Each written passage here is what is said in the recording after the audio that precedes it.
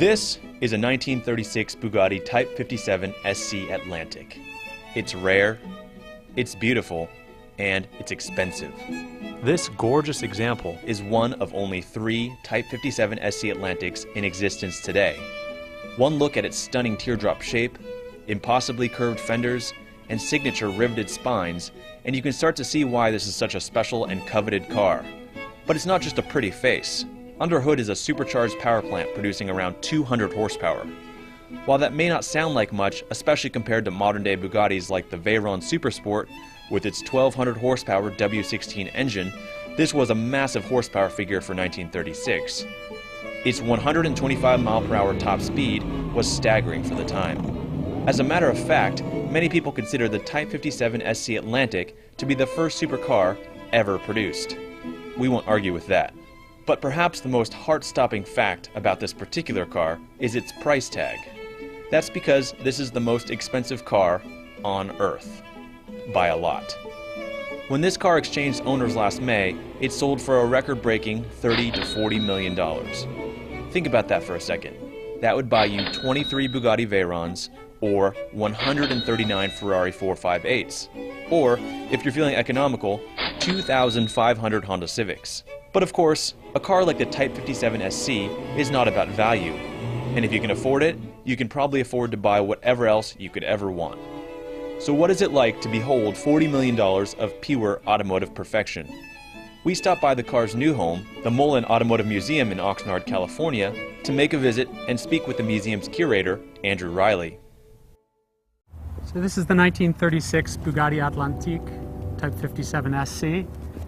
It was the first production car and arguably Jean Bugatti's masterpiece. The 57S was a very advanced chassis in 1936. It was lowered to allow for the coachwork to be very low and sleek and lithe. It was mated with Bugatti's most powerful straight-eight dual overhead cam supercharged engine. Well, let's talk about the kind of the elephant in the room, which is this exoskeleton, this riveted spine, which runs the length of the car and the pontoon fenders. And why is that like that? Well, there's a lot of ideas as to why they ultimately chose this design. It's the dominant feature, I would say, of the car. And it's been speculated that the reason for this riveted spine was because of its prototype, the so-called Aerolith electron coupe. And that car purportedly had been made of electron magnesium, a material that was virtually impossible to weld. Because it would catch on fire. Because it would catch on fire. And right. And so this was a method of attachment that was adopted from the aviation industry. And what's interesting about the styling of this car is that it celebrates the way in which it is put together. Now, in reality, the production cars were all aluminum cars, and so there was technically no need for them to do that. So I think it was more a design feature that they felt was provocative. Now this is also an exceedingly rare car. Right. How many Type 57 SC Atlantiques are there? Well, that we know of, there are 3. Some people say that there was a 4th lost before the war in France.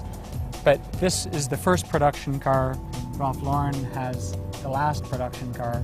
And then there's a second car, which was known to have been produced, which had a collision with a train and has recently been reconstructed. In fact, it was shown at Pebble Beach this year. So, you know, again, most expensive and, as we're saying, the most special car in the world. But what makes this particular vehicle more special, more coveted, let's say, than anything else?